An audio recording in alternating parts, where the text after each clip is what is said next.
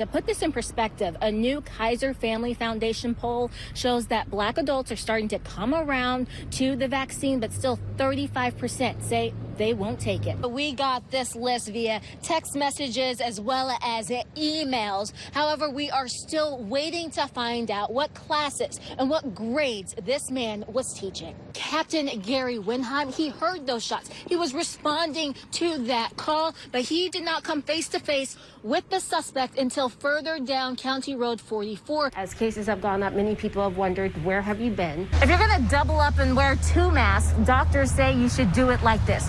First, you're going to put on a surgical mask. Then you're going to put on a cloth mask. The sheriff told me yesterday that just naming the schools would not have impeded this investigation. I understand that was not our understanding at the time. It's about creating your own experience. You can build your own lightsaber, your own droid. There's also an app that will let you unlock other secrets.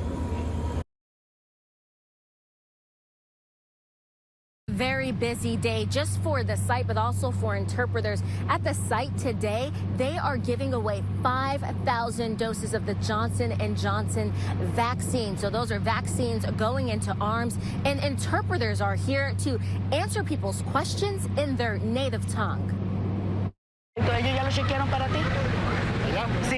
Okay, perfecto. If you follow Araceli Osornio, you'll hear her switch from English to Spanish. Do they check it already for you?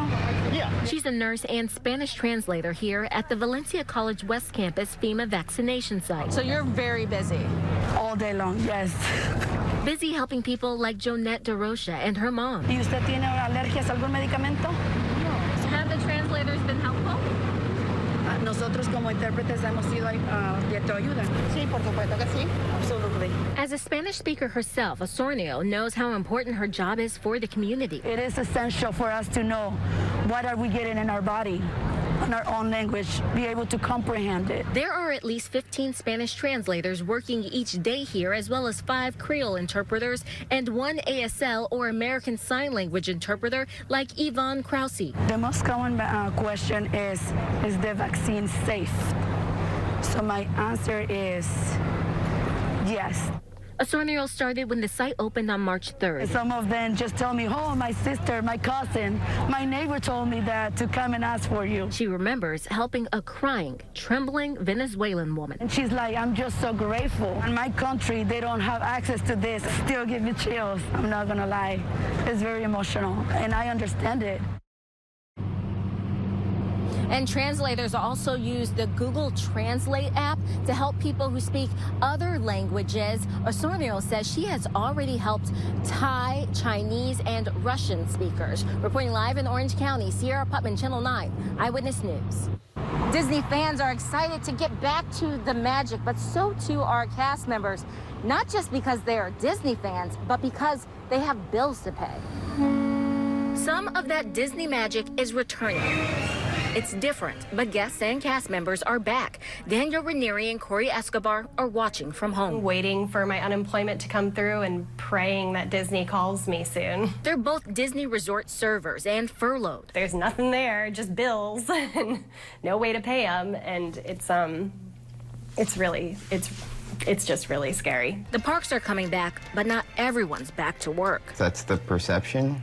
And no, that's not the case. And there's a ripple effect in the community when the theme parks suffer. My landlord's a cast member. All 3 of us in this household are cast members. And there are tons of households like that throughout the Orlando area. And it's a web that stretches out very far. Before the pandemic, Disney paid more than 70,000 cast members. How many have been called back is unclear.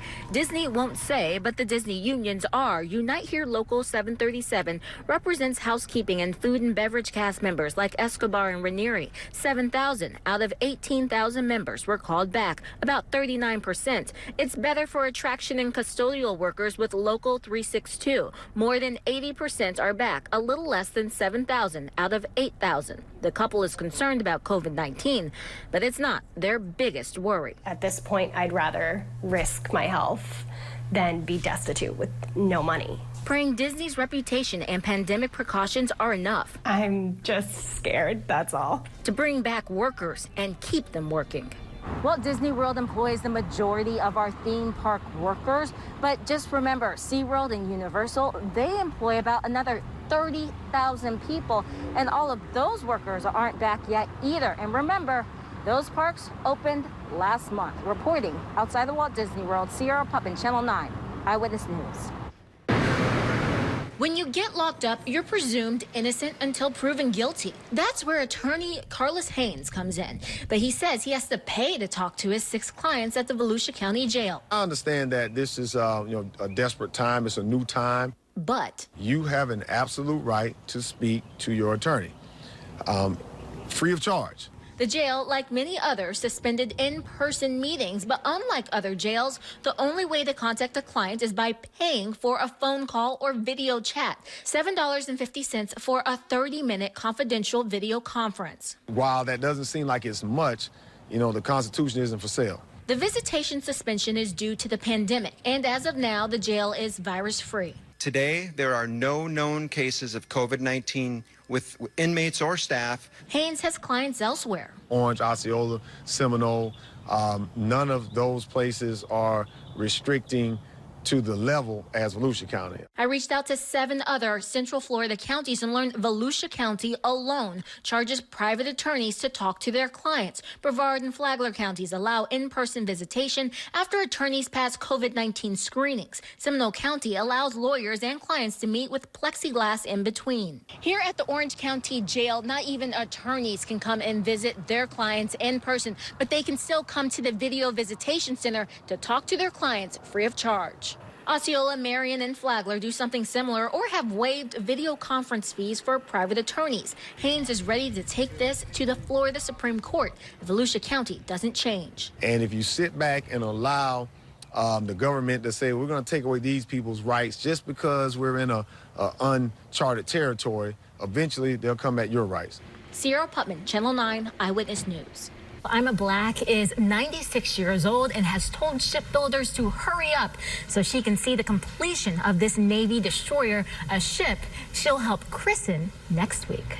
I'm a Black's home is a museum. This is when we were dating. A museum of the life she built with her husband, Delbert. At 96, she still remembers first seeing him at a basketball game with friends. Kiddingly said to them, I like number 13. I like his legs. Those eye-catching legs led to a 50-year marriage. Sadly, Delbert died in 2000.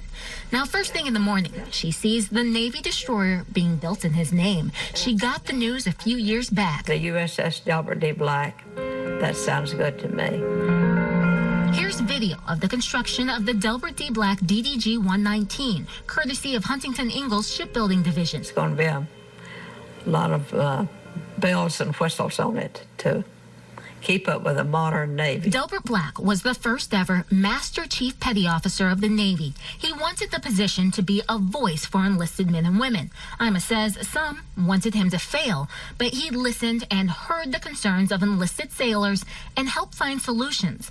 Ima suggested he wear 3 stars. And the office now is a huge success. The Master Chief of the Navy is at the Pentagon alongside the Secretary of the Navy and the Chief of Naval Operation, and they all work together for the good of the Navy. And she was such a great interview. I can tell. She says that this ship isn't just for her or her husband, but all those enlisted sailors that he worked for. Wow. I like how she said she saw him and liked his legs. That's just, I knew I liked her then. Yes, and obviously at this point we understand that her husband served in World War II, and she did too? It's a crazy story. So he actually survived the attack on Pearl Harbor, and then she served in the Navy Waves, which is the Women Accepted for Volunteer Emergency Service. She said a recruiter came into the shop she was working for, and she knew that's how she was going to see the world. Wow. That is quite the story.